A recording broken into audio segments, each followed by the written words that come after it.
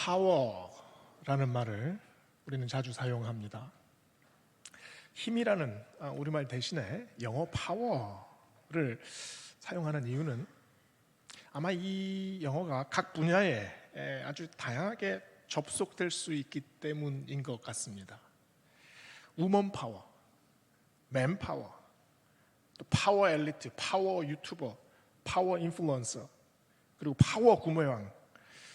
이 파워에서 나오는 어떤 매력, 이게 참 대단하지요. 사람들에게 영향력을 끼칩니다.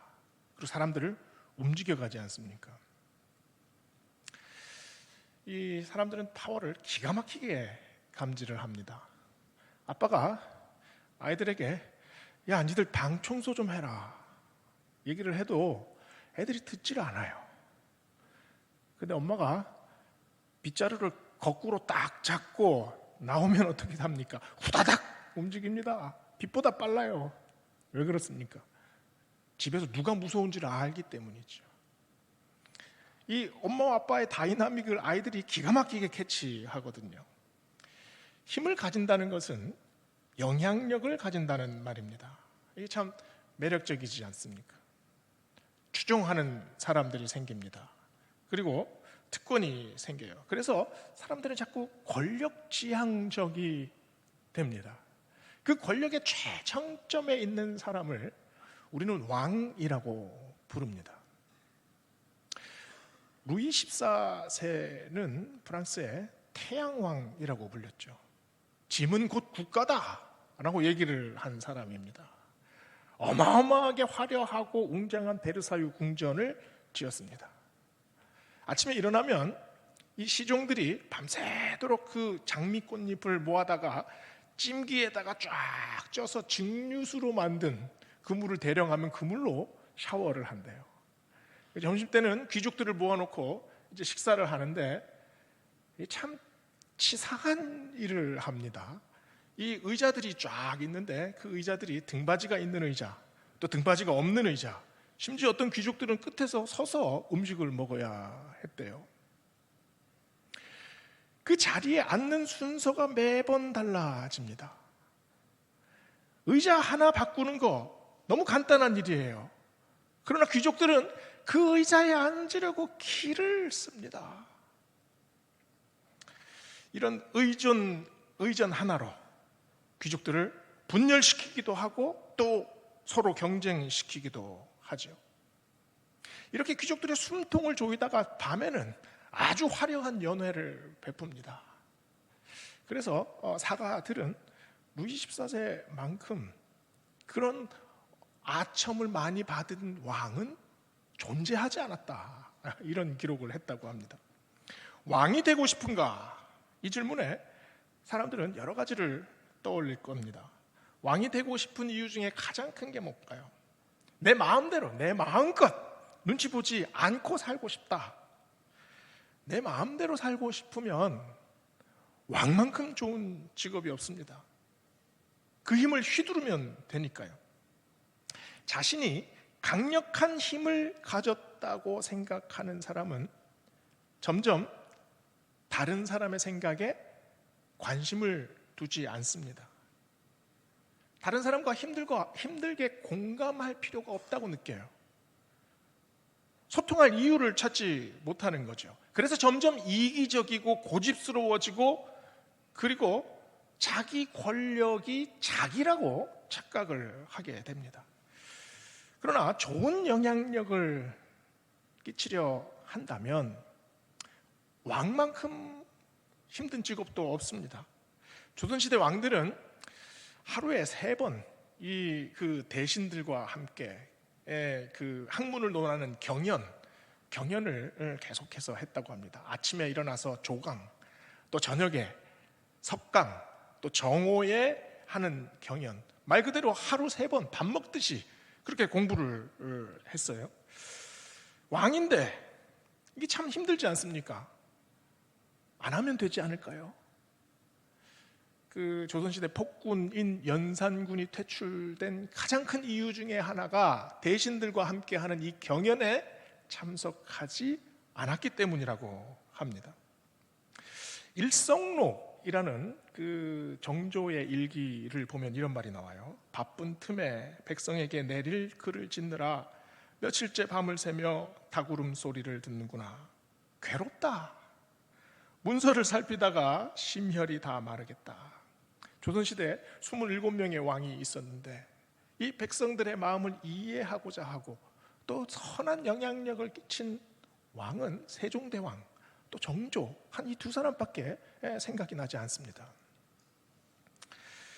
오늘 말씀은 예수님을 신문하는 장면입니다. 28절에 이렇게 말하죠. 그들이 예수를 가야바에게서 관정으로 끌고 가니 새벽이라.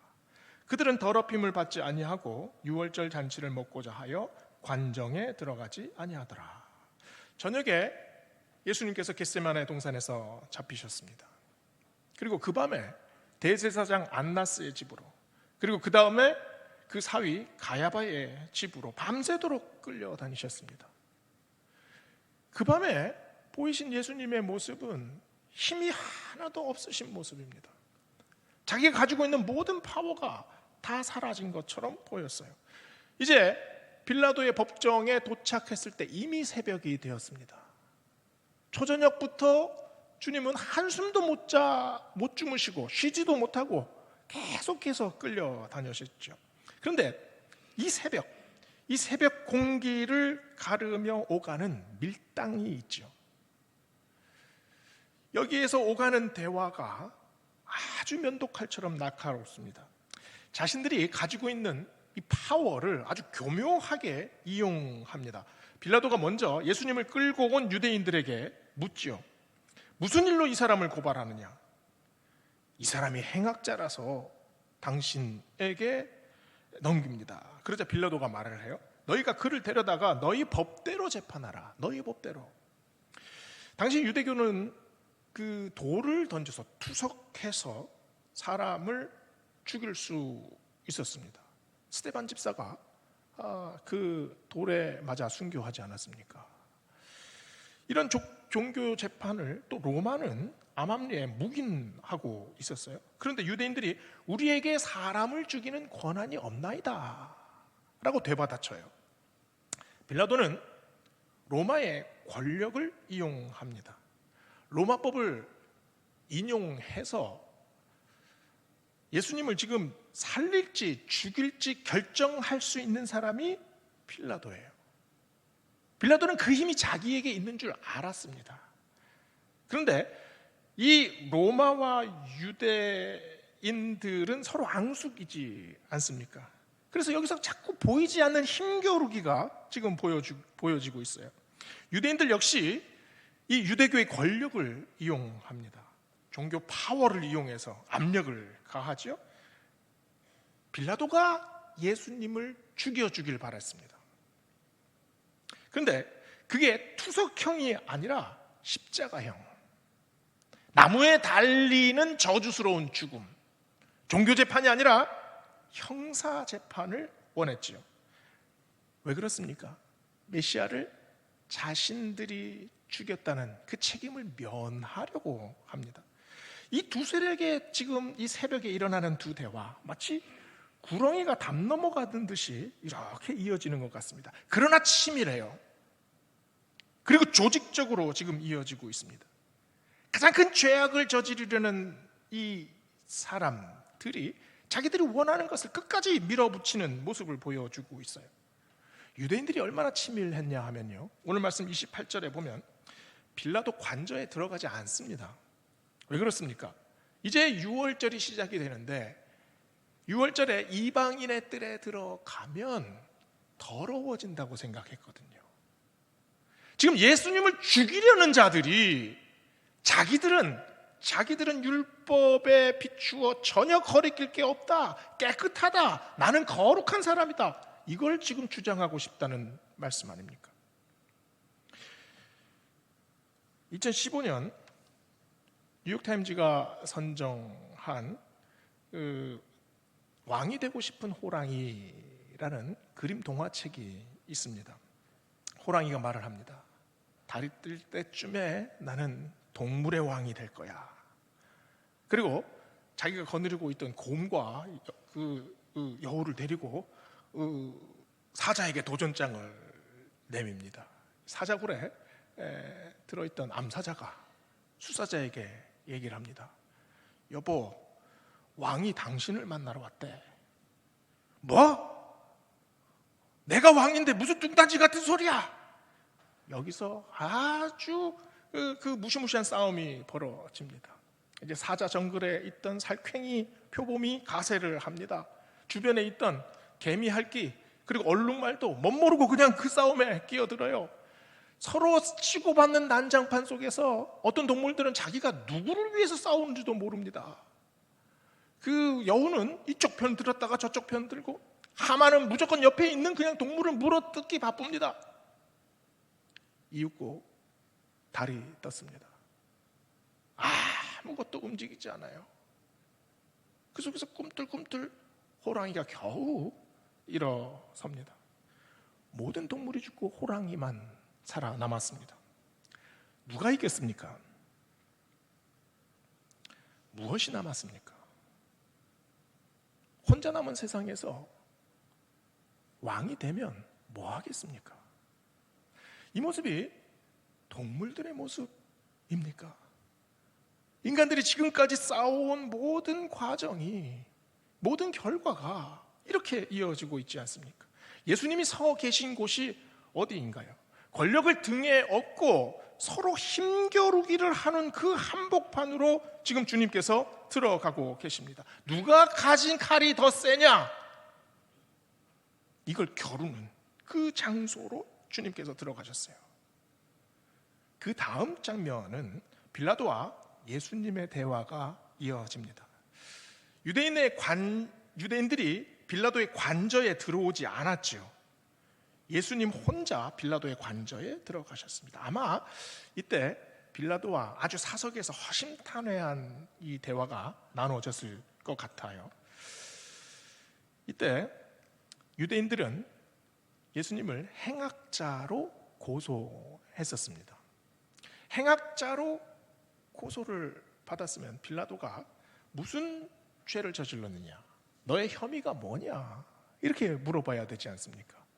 그런데 지금 빌라도가 첫 번으로 한 질문이 뭡니까? 네가 유대인의 왕이냐? 갑자기 왜 왕이 튀어나옵니까?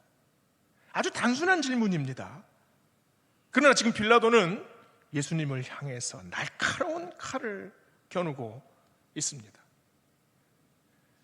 빌라도 법정에 오기 전에 가야바 또 사내들인 법정을 지나서 빌라도에게 왔습니다. 그 동안에 무엇이 달라졌나요? 기소 이유가 달라졌습니다. 빌라도는 지금 예수님이 유대인의 수괴인지 이것이 궁금한 거예요. 그러나 예수님은 유대와 로마의 그런 정치적인 싸움에 관심이 없으셨습니다. 예수님께서 이 손바닥만한 팔레스타인 땅의 패권이 중요하겠습니까? 예수님이 이 땅에 로마를 이기러 오셨습니까? 주님의 관심은 전 지구적인 관심입니다. 인류사의 진행 방향을 획기적으로 전환시키는 사건이 지금 여기서 일어나고 있습니다. 하나님께서 사람들을 위하여, 인생들을 위하여 수많은 은혜의 사건들을 이루고 여기까지 오셨어요. 그 중에 그 수많은 변수들이 있었습니다. 그 변수가 이제 한 점으로 모여지는 사건, 가장 엄숙한 사건이 지금 진행되고 있습니다. 그런데 이 예루살렘에 그 작은 빌라도의 관저에서, 그것도 황제가 아니라 일개 총독이 네가 왕이냐? 라고 질문합니다. 온 천지 만물을 주관하시는 하나님의 아들, 영원 전부터 계셨고 영원 후까지 계시는 하나님의 본체이신 예수님에게 한 인간이 묻습니다. 네가 왕이냐? 이 질문에 대해서 어떻게 대답을 해야 합니까? 이 질문을 받은 예수님이 34절에서 다시 물으십니다. 그 질문이 네가 스스로 하는 말이냐, 아니면 다른 사람이 나에게 대하여 너에게 전해준 말이냐. 예수님께서 다시 되물으신 이유가 뭡니까? 그 질문이 네 자리를 지키기 위해서 하는 질문이냐, 아니면 진정한 왕이 누구인지 정말 알고 싶어서 하는 질문이냐. 수많은 사람들이 예수님에게 질문했습니다. 그 수많은 시간 속에 많은 사람들이 예수님이 누구인지를 물었어요. 그때마다 예수님께서 되물은 질문은 하나입니다. 너는 나를 누구라 하느냐? 그 질문에 베드로가 뭐라고 대답했습니까? 주는 그리스도시요 살아계신 하나님의 아들이십니다. 예수님은 빌라도에게도 지금 똑같은 질문을 하고 계십니다. 그러나 빌라도는 자기의 직책, 자기의 자만, 여기서 한 걸음도 비껴서서 지금 자신을 보지 못합니다. 35절에 빌라도가 말하죠. 내가 유대인이냐? 너희 나라 사람과 대제사장들이 나에게 너를 넘기지 않았느냐? 네가 무엇을 하였느냐? 거대한 질문 앞에서 너는 나를 누구라 하느냐? 라는 이 거대한 질문 앞에서 빌라도가 한 말이 뭡니까? 나는 로마인이다. 나는 총독이다. 나는 지금 너를 판단하고 있다. 네가 지은 죄가 뭐냐? 예수님께 질문하고 있습니다. 누가 질문해야 합니까? 누가 대답해야 합니까? 이 재판은 예수님께서 십자가를 지시기 직전의 재판입니다. 예수님께서 십자가를 지시지 않으려고 한다면, 여기서 십자가를 그냥 내려놓으신다면 그 재판장은 최후의 심판장으로 변할 겁니다. 온 세상이 그 깊고 푸른 바다 속에 잠기는 그 장면을 아무도 보지 못했죠. 그 어둠 속에 빛을 비친다면 수많은 시체들을 우리는 발견할 수 있습니다. 노아의 홍수 아닙니까? 불벼락이 떨어지는 소돔과 고모라, 천사장이 호령을 할 때 수많은 천군 천사들이 내려오는 마지막 심판장 아마겟돈의 순간, 이 재판장이 그렇게 변할 수도 있는 시간 아닙니까? 누구 앞에서 힘을 과시합니까? 누가 누구를 재판합니까? 하나님의 은혜를 인간이 판결할 수 있습니까? 예수님은 빌라도 법정 한가운데 서셨습니다. 그곳이 십자가입니다. 십자가는 수직과 수평이 교차합니다. 하늘과 땅이 교차하지요. 인간이 살고 있는 이 수평적인 이 세상에 하나님의 은혜가 수직으로 내려옵니다. 하나님의 은혜는 십자가에서 가장 강렬하게 불타오릅니다. 그러나 사람들은 십자가를 전혀 인식하지 못합니다. 모든 사람들이 오직 자기의 이익, 자기의 입장, 자기의 직책에서 십자가를 바라보려고 해요. 네가 왕이냐?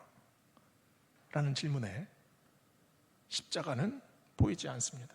그 질문이 어떻게 발전해야 합니까? 왕이신 분이 왜 십자가를 지십니까?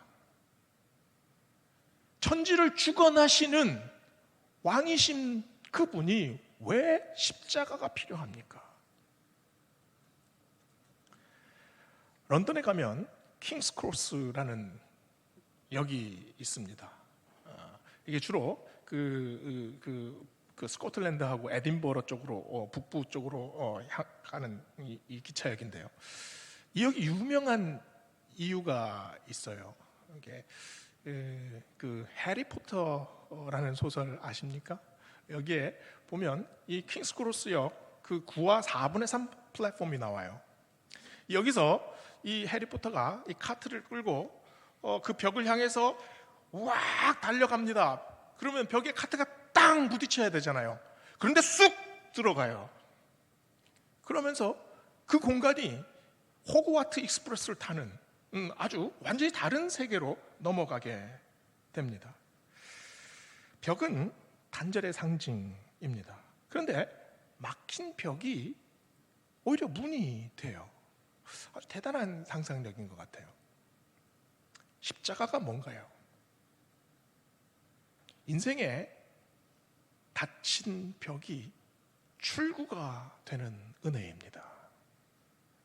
C.S. 루이스는 이와 비슷한 경험을 했어요. 그는 옥스퍼드에서 영문학을 가르치는 가장 엘리트 중에 엘리트였습니다. 그런데 그가 젊을 때 1차 세계대전에 참전을 하는데 참호 속에서 자기 동료들이 다 학살당합니다. 끔찍한 경험을 했어요.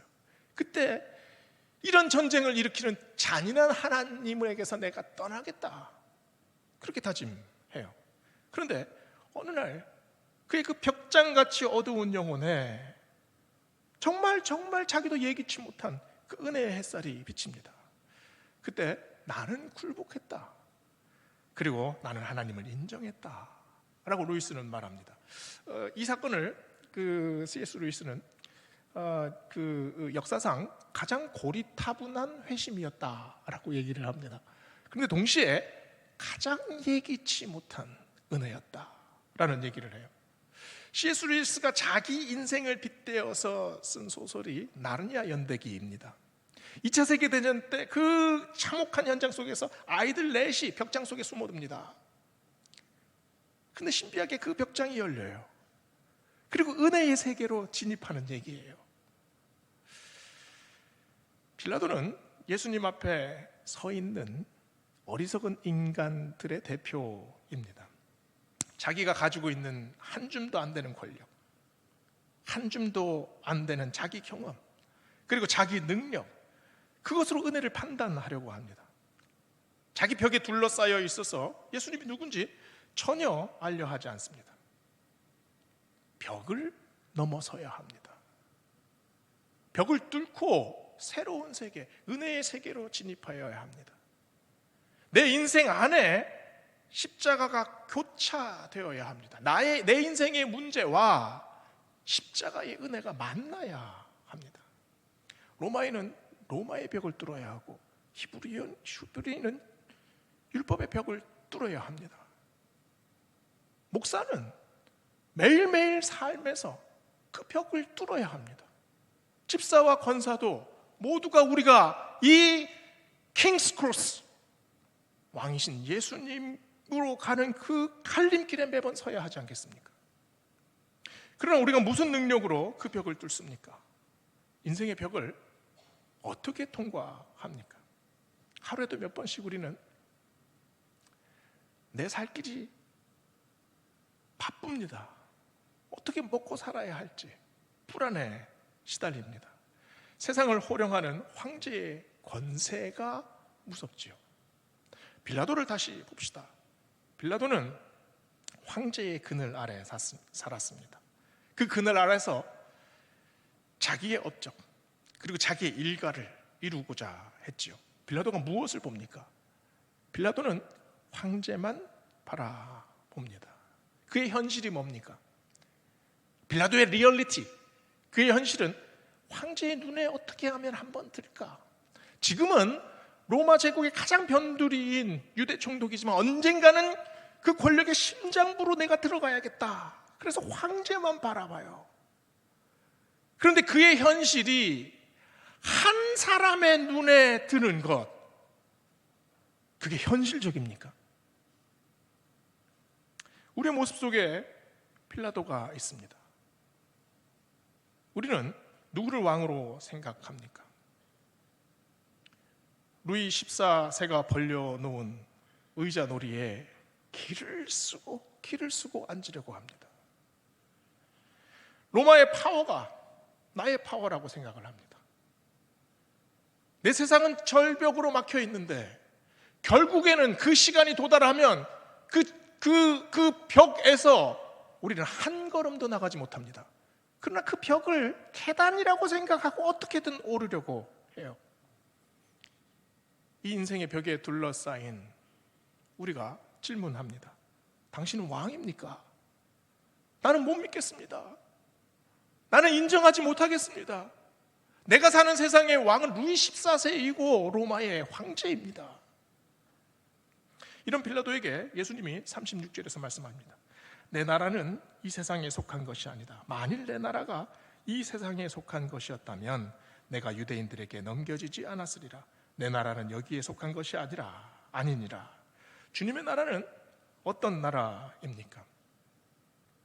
주님의 나라는 우리가 사는 이 세상과 완전히 동떨어진 어디 천상의 세계입니까? 내 인생과 완전히 결별하는 또 다른 세상입니까? 그러면 예수님이 이 땅에 왜 오셨습니까? 왜 우리 인생에 찾아오셨습니까? 왜 우리의 마음의 문을 두드리십니까? 주님의 나라는 이 땅에 속한 것이 아닙니다. 이 땅을 포함하고 있는 나라입니다. 벽으로 둘러싸여서 서로 내가 왕이라고 주장하는 그 벽으로 둘러싸인 그 우물 속으로 주님께서 내려오셨습니다. 그래서 황제와 다투지 않습니다. 황제와는 완전히 다른 방식으로 세상의 왕도를 압도하시지 않습니까? 37절에서 주님이 말씀하십니다. 빌라도 너의 말대로 내가 왕이라. 내가 이를 위하여 태어났고 이를 위하여 세상에 왔나니 곧 진리에 대하여 증언하려 함이다. 진리에 속한 자는 내 음성을 듣느니라. 주님은 어떤 왕이십니까? 주님의 나라는 어디에 있습니까? 빌라도 앞에 서 계신 주님의 모습은 왕처럼 보이지 않습니다. 그러나 주님의 나라는 십자가에 있습니다. 십자가가 주님의 영토이고 십자가가 주님의 왕좌이고 십자가가 주님의 왕관입니다. 정말 작은 영토처럼 보이죠. 아무것도 할 수 없는 것처럼 보입니다. 그러나 십자가 마음으로 무엇을 하셨습니까? 천지를 창조하셨습니다. 인류의 삶을 이끌어 오셨습니다. 그리고 그 마음으로 이 땅에 내려오셨습니다. 그 음성을 듣는 자가 진리를 만나게 됩니다. 빌라도는 예수님에게 진리가 무엇이냐라고 물었습니다. 그러나 빌라도는 사실 진리에 전혀 관심이 없습니다. 그가 원하는 건 뭡니까? 현실이 뭐냐? 지금 네가 내 앞에 서 있는데 네가 왕이냐? 네가 로마를 이길 수 있냐? 빌라도의 관심은 오직 현실이었습니다. 저와 함께 자란 친구가 루푸스 병을 오랫동안 앓았습니다. 이 병이 면역이 약해지는 병인데 나중에 관절이 굳어지고 사지가 마비가 됩니다. 6개월 전부터 이 병세가 심해져서 입원을 했는데요. 저희 어머니가 방문을 했습니다. 몸을 전혀 움직이지 못하고 간신히 한마디 떠듬떠듬 얘기를 합니다. 하나님 계시지요? 하나님 지금 나를 보고 계시지요? 이 친구가 시집가서 참 많은 고생을 했습니다. 그런데도 아이들 둘을 아주 잘 키웠어요. 그런데 어제 아침 소천했습니다. 제가 지난 주간에 이 친구의 한 말이 계속해서 마음속에 울렸습니다. 그러나 이 친구를 바라보면서 이 생각이 듭니다. 이 친구를 누가 붙드셨습니까? 주님이 붙드셨습니다. 그리고 새로운 생명으로 인도해 주셨습니다. 주님의 능력이 어디에 있습니까? 세상을 호령하는 능력입니까? 새 생명을 주시는 능력입니다. 구원을 주시는 능력, 영혼을 살려주시는 능력, 영생을 주시는 능력. 우리가 누구를 묻습니까? 우리의 왕이 누구입니까? 희생의 왕, 사랑의 왕, 구원의 왕으로 오신 예수 그리스도. 빌라도 앞에 서 계신 주님이 그곳에서 몸으로 주님께서 지금 외치십니다. 진리가 무엇이냐? 오늘 본문은 이 질문으로 끝납니다. 이 질문이 오늘 이 아침에 우리의 마음을 울리는 질문이 되길 주의 이름으로 축원합니다. 기도하시겠습니다. 사랑과 은혜의 하나님, 사순절 지나며 우리는 누구를 왕으로 바라보고 있습니까? 누가 우리의 왕이 되십니까? 주님, 우리의 영혼 한가운데에 오셔서 십자가의 은혜를 다시 밝혀주셔서 이 험난한 세상 속에서 우리 인생의 벽을 뛰어넘는 저희들 될 수 있도록 하나님 인도하여 주시옵소서. 감사드리며 예수님 이름으로 기도드립니다. 아멘.